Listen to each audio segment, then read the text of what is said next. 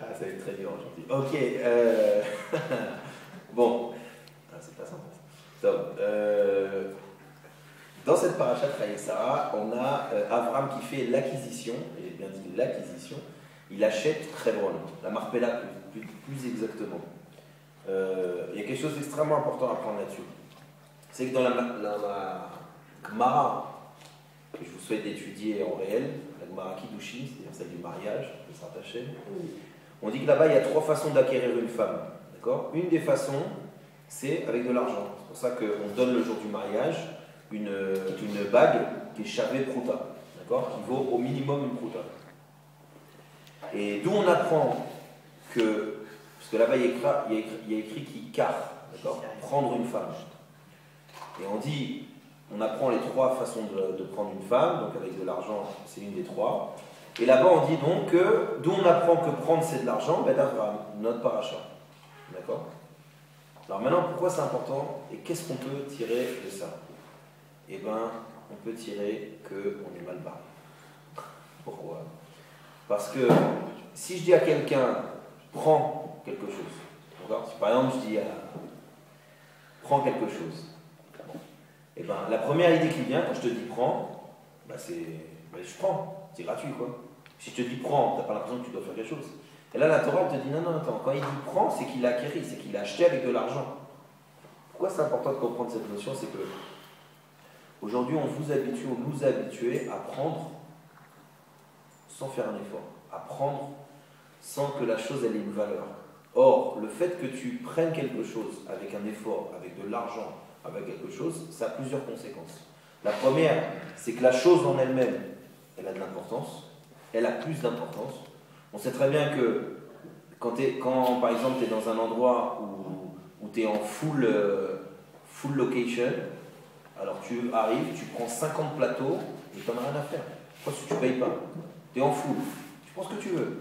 Tu ne vas pas commencer à réfléchir. Maintenant, quand tu es avec le menu dans les mains et que tu as 100 shekels dans la poche, collèle le chemin de retour, tu ne fais pas le malin. Tu réfléchis, tu regardes bien, tu vois si même tu peux faire un petit entrée, un petit plat, comme ça tu auras 2 trucs. Ok, pourquoi ? Parce que tu vas devoir acquérir avec de l'argent, tu vas devoir sortir quelque chose. Il faut comprendre que Avram, il n'a pas fait ça stam. Avram, il a voulu que Hebron, on l'acquiert, que ce soit éternel. Pour que cette chose-là, comme on ait fait un effort particulier, cette chose-là, elle reste. Donc je répète, pour nous aussi, c'est la même chose.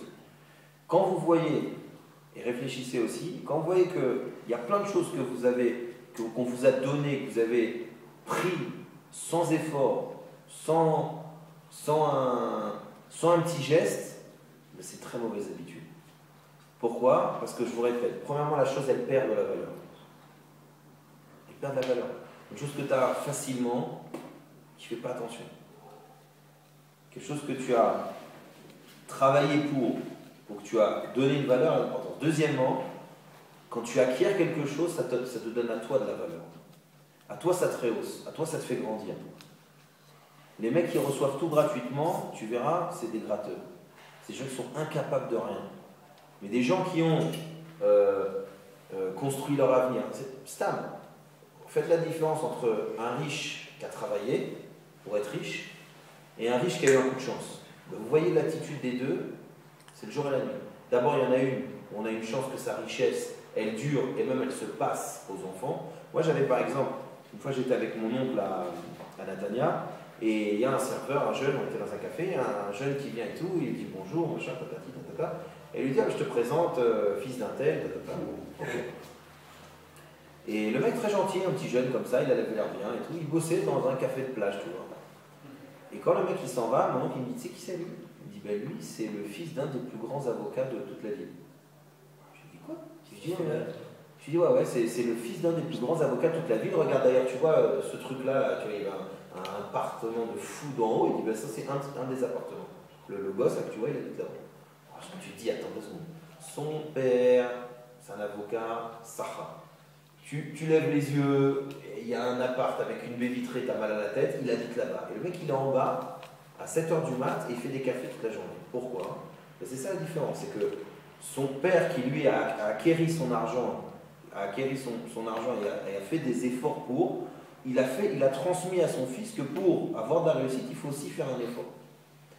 Et donc c'est pour ça que c'est extrêmement important de transmettre et de vous-même vivre les choses, que vous sentiez que quand vous obtenez quelque chose sans effort, de façon facile, sans qu'il y ait un prix, dites-vous c'est pas bon. C'est à me regarder. Imaginez Internet maintenant, il fallait payer la page. Mais je vous dis, on n'irait pas voir tout ce qu'on voit aujourd'hui, on est d'accord. C'est pas chaud qu'on n'irait pas cliquer tous les 20 secondes. Mais comme c'est gratuit, comme l'homme est chané, ça ne trouve pas d'effort, alors on s'en fout, là, regarde même, on ouvre des trucs qu'on va même pas regarder. Et vous voyez qu'en réalité, c'est ça qui est dangereux. Pourquoi c'est dangereux? Parce que même, par exemple, on parle de l'argent. Là, on parle qu'Abraham Avinu, il a acquéri avec de l'argent. Ça aussi, vous êtes en train de préparer votre avenir. Il faut que vous sachiez apprécier la différence entre un contrôle sur lequel vous avez révisé, que vous avez réussi, et un contrôle sur lequel vous avez triché. Ben, c'est pas le même si la note elle est la même, c'est pas le même. Et ça doit pas vous. Et vous devez sentir la différence. Vous devez sentir la différence entre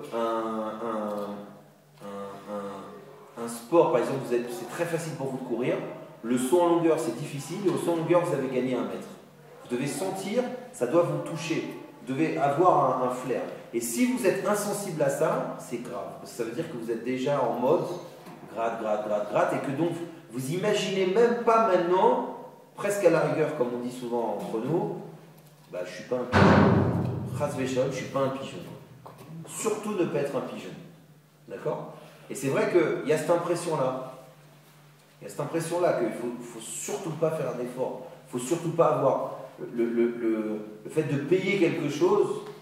Quoi, t'as pas pu le gratter, t'as pas pu. Combien 7? T'as pas pu gratter, t'as pas pu machin. Et bien, ça c'est super important. Pourquoi je vous dis ça? Parce que en Israël, en plus, on n'a pas le choix. En Israël, on n'a pas le choix. Pourquoi? Parce que ici, ça se paye, tout se paye. On le sait, tous ceux qui ont commencé à vivre ici, ils comprennent qu'aujourd'hui, en Israël, il y a quelque chose, c'est que les choses, elles se payent. Les choses, tu es obligé de les acquérir. Quand tu ne fais pas un effort pour, le truc, il t'échappe. Il t'échappe. Et chaque personne, elle comprend ça. Donc c'est pour ça que je vous dis, de cette paracha, il y a énormément de choses à apprendre, mais si on arrive à comprendre que pour réussir notre vie, pour grandir, pour que les choses qu'on a, elles durent, il faut faire un effort pour les avoir. Il faut être capable de mettre sur la table et de l'argent, et des efforts, et des choses. On a gagné énormément. On aura gagné. Parce que ça aussi, c'est être un peu à contre-courant de ce qu'on vous propose toute la journée. On vous propose toute la journée de ne pas faire d'efforts, de ne pas trop vous casser la tête, d'obtenir les choses facilement. Et puis on est dans le holab du gratuit, du Rinam.